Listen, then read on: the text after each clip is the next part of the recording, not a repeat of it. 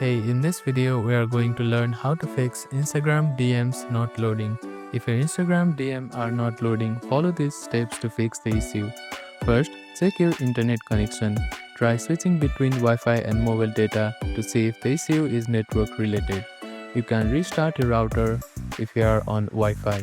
Second step is to close Instagram completely and reopen it. You can also check Instagram servers. Visit downdetector.com and see if Instagram is experiencing server issues. Another step is to update Instagram. Open up your App Store or Play Store.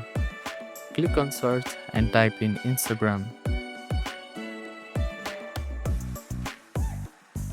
After that, tap on Instagram and if you see an update button, click on it.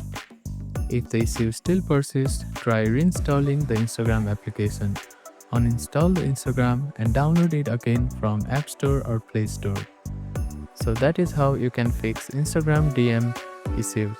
Thank you for watching this video. Please don't forget to like, share and subscribe to our channel and comment down if you have any queries.